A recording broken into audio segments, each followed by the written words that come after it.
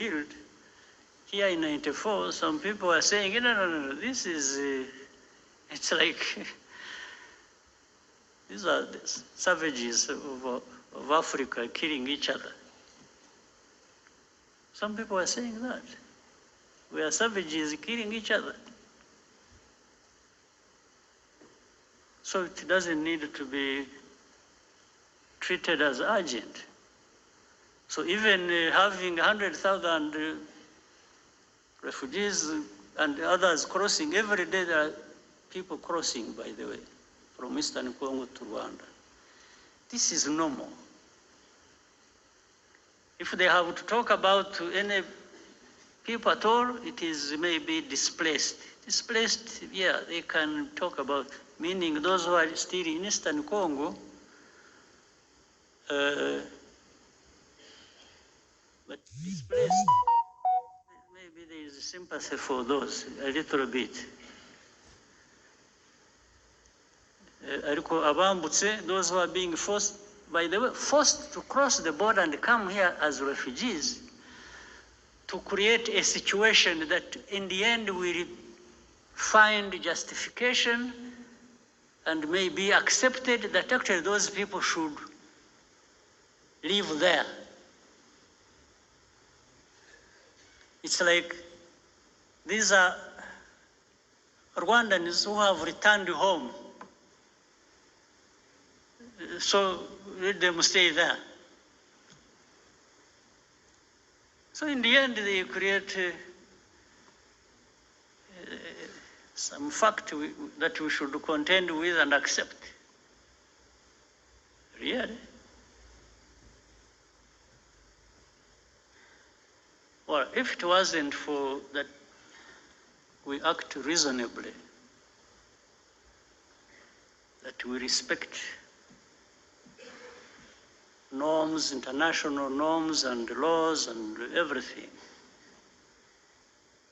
and painfully accept this mess that is being created and hopefully waiting for some of those powerful people to address this matter. Maybe it would be right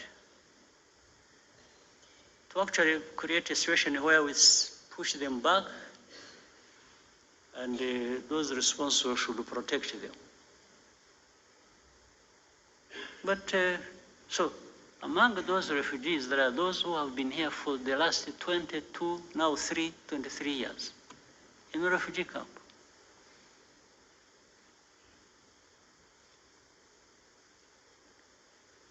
Those are like the years I spent in a refugee camp myself.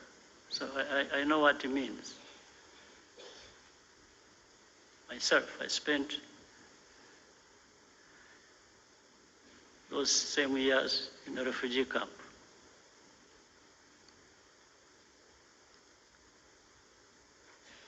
So who is in charge of what? In this world, who now does what? Now there comes the Eastern Congo conflict as such. One, you try to do some research, do some inquiries, you do some intelligence. Rwanda did not in any way create this war that is happening in Eastern Congo. For me, I'm giving you a fact. Go and investigate and prove me wrong. Rwanda never got involved in starting this fighting that has happened in Eastern Congo. But with time, there has been an effort to actually make it our war. That we are the ones who started it. Over time, this is what has happened. Now, Using what? If you see the combination of hate speech and the displacement of these people, you come to understand what actually was behind it. Maybe somebody thought they were being smart, and they thought that was the way to end the M23 problem, which was there in 2012, because there is ethnic cleansing, pushing these Tutsis to Rwanda, to belong there because that's where they belong. And Kagame is a Tutsi, he's the president of Rwanda. Let them go and join their president. This is what is behind it. One time we had a meeting and we were having an argument with the leaders. And of course there was a contradiction in some of these people's argument. I asked specifically, I said, and that's that one responsible for Congo. I said, we are not going to address anything unless you come out clearly to tell us facts about this situation. I asked him, I said, are these people in M23 Congolese or not? And he said to me, and there were other leaders in the meeting, that absolutely, these are Congolese. Then he came out to say that he has in fact even openly talked about it. I think when he was in the US or UK, I don't remember what he said, that he came out and said it. So he was confirming that these are Congolese. I said, fine. So how do they become our problem? How do they become Rwanda's problem? I also asked him, I said, do you know when these people, the group that started this fighting, do you know where they came from?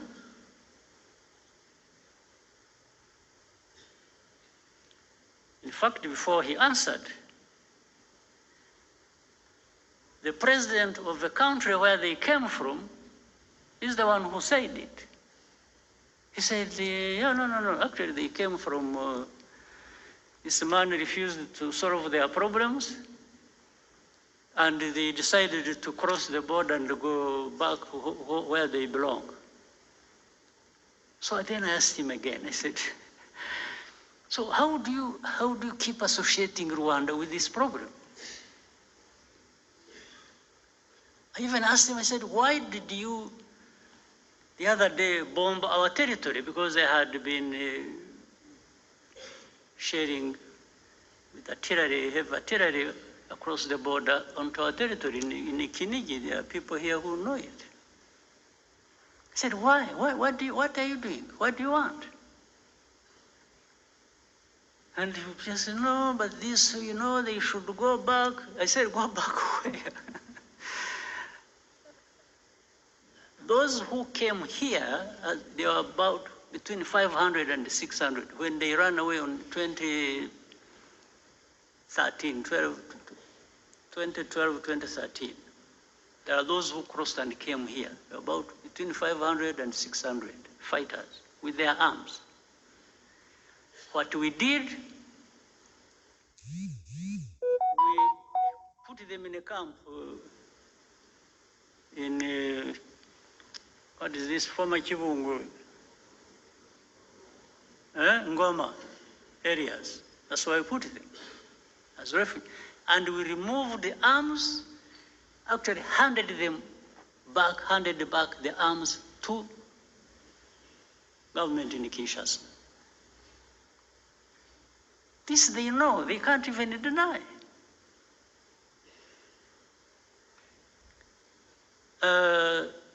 They said they had wanted to solve the problem politically. They invited some of the leaders of this group, took them to Kinshasa. That they wanted to talk to them and resolve the problem. These people, the leaders of this group, went to Kinshasa. They are put in a hotel, spent 5 months without seeing anybody to talk to them until they left. Of course, they left heavy bills behind in the hotel. Nothing else. Now, but when you see, then you would see you saw the statements of different organizations and so, blaming Rwanda for M23 conflict in Eastern Congo. I cannot tell you the reasons exactly why that would be happening. Now, but I would ask people so. You may associate us with M23. You may blame us for everything, M23. What do you say about FDLR that is in Eastern Congo for the last 30 years, more or less? I thought even the forces, the UN forces that were put in Eastern Congo or in Congo were put there to actually address this problem and maybe other problems, but this one was the main one. But you've been there for decades. It has been so costly, but the problem is still there. And then some of them tried.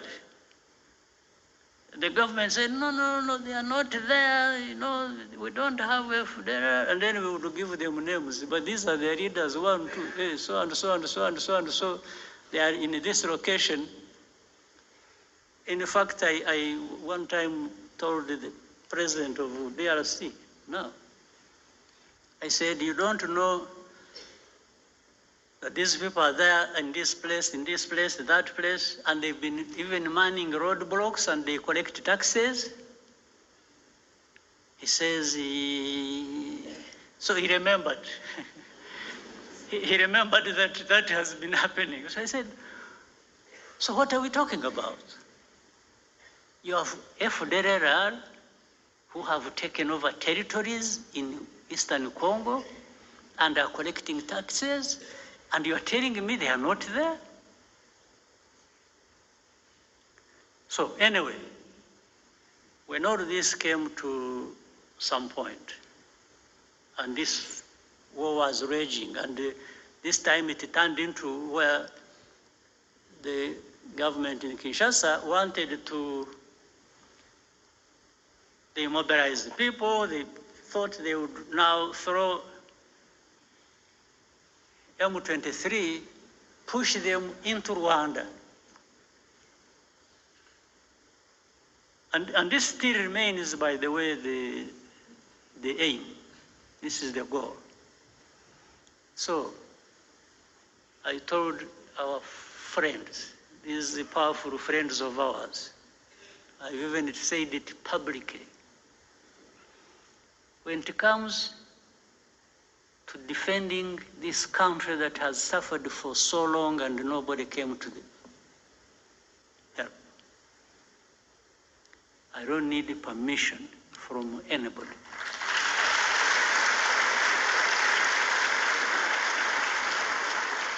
To do what we have to do to protect ourselves. I will say it in broad daylight. I have said it to those who matter in this problem. And that's what is going to happen. You go home, sleep, don't do anything. There will be nothing crossing these borders of this small country of ours.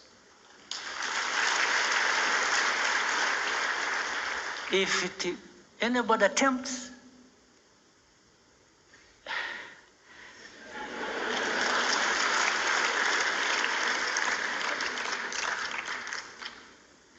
so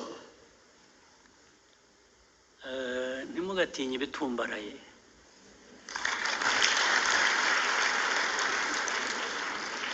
Sometimes birimo ubusa.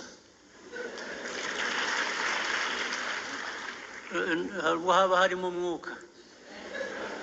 Umwuka, a balloon. A balloon, you need a needle. Just ibyari birimo ukayoberwa aho bigiye. Ntimugatinye ibitumbaraye. And I'm saying this, not only that. Ikindi nuko, where we have been, 30 years ago, there is nothing worse that can happen to us.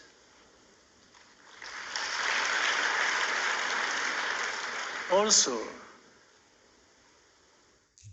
that means if you ever put us in a situation where we have to think like it's going back to that time,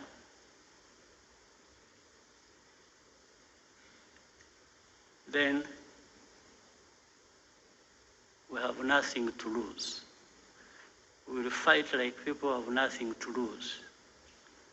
And somebody will pay the price other than ourselves.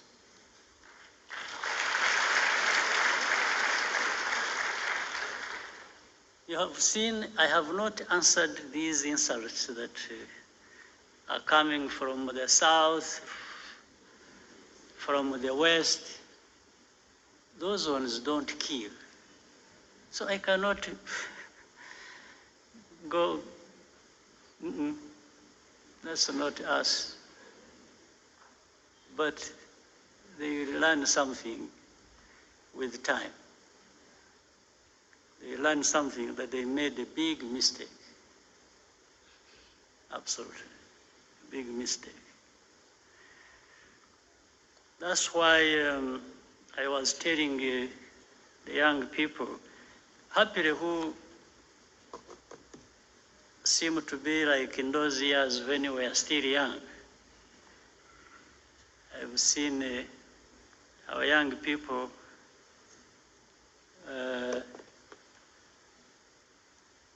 they are really ready to fight for and defend this country.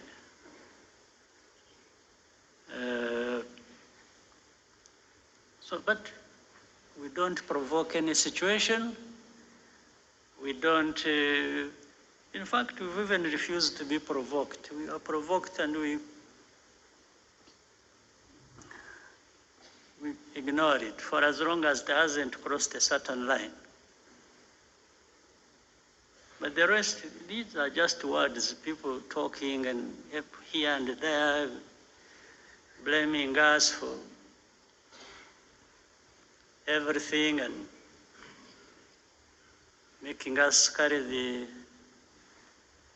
our own burden, but also other people's burden. No, we carry our own burden. We know our burden we have to carry, but making me carry somebody else's burden is going to be a problem. It's really going to be a problem. It won't happen. So, for the defense of this country, when we are right, when we are attacked, I don't ask anybody's permission, not at all.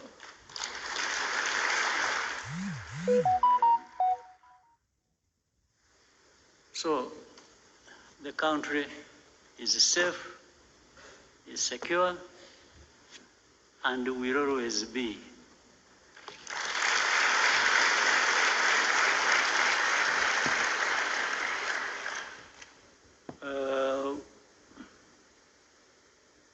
Those who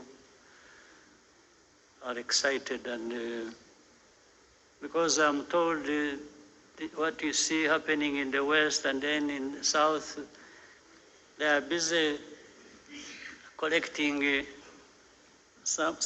other poor Rwandans who went out making noise, and they are trying to turn them into some leaders in the future of this country. I'm not sure. I'm not sure because some of them either will be brought here by those people who are sent away. They will get tired of them and sent, or I will go and collect them and bring them home and tell them how they were mistaken to live in the first place.